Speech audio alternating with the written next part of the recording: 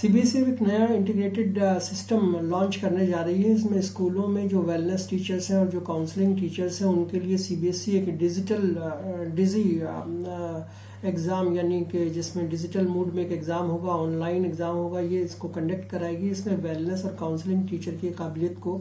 जांचने की कोशिश की जाएगी।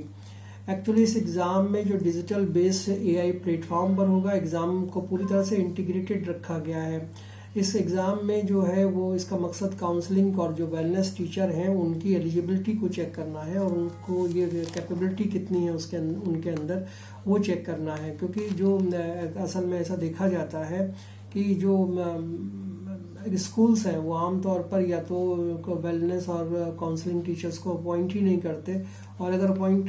कई बार उनसे पूछा जाता है तो वो किसी इधर उधर से कोई नाम उसमें फिलअप कर देते हैं अपने काउंसलिंग टीचर्स का या वेलनेस टीचर का। तो अब उसे ख़त्म करने के लिए ही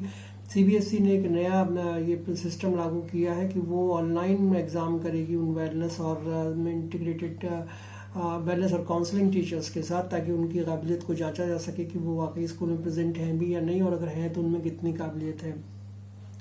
इसके लिए इस एग्ज़ाम के लिए सारे स्कूल्स को, जो भी स्कूल्स हैं उन स्कूलों को CBSE time to time inform करेगी। उनका नॉमिनेशन का फॉर्म भरा जाएगा, ये ईमेल के थ्रू भी ये हो सकता है, और उसके बाद फिर जब रजिस्ट्रेशन हो जाएगा तो ये एग्ज़ाम कंडक्ट कराया जाएगा। आमतौर पे ये देखा जा रहा है कि 40 से 50% तक ऐसे स्कूल्स हैं जहाँ पे जिन स्कूलों में ना तो वेलनेस टीचर है और ना ही काउंसलिंग टीचर्स है और ना ही वहाँ कोई स्पेशल एजुकेटर है। तो इसलिए अब इसको ख़त्म करने के लिए सीबीएसई स्टेप उठाने जा रही है कि वहाँ पर वो एक डिजी एग्ज़ाम कराए, ताकि जितने भी टीचर्स हैं वो वेलनेस हो या काउंसलिंग टीचर हो या स्पेशल एजुकेटर्स हों, वो सामने आए और वो आकर ऑनलाइन बातचीत करें। तो इससे क्या होगा कि जो चीज़ें हैं वो ऑन टाइम लाइन पर आ जाएंगी, और उसके बाद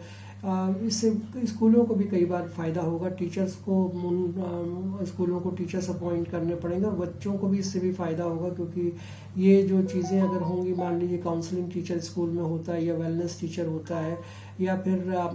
जो स्पेशल एजुकेटर होता है वो स्कूल में अगर होगा, तो निश्चित रूप से इससे बच्चों को भी फ़ायदा होगा, पेरेंट्स को भी फ़ायदा होगा, और कहीं ना कहीं स्कूलों की ये मजबूरी हो जाएगी अगर ये सीबीएसई स्टेप लेता है कि उनको ये वेलनेस टीचर या जो स्पेशल एजुकेटर्स हैं या फिर काउंसलिंग टीचर्स हैं वो उनको अपॉइंट करना पड़ेगा। आपको मेरा वीडियो कैसा लगा, इस पर अपनी राय ज़रूर दीजिएगा, शेयर कीजिएगा और मेरे चैनल को सब्सक्राइब कीजिएगा। Thank you so much.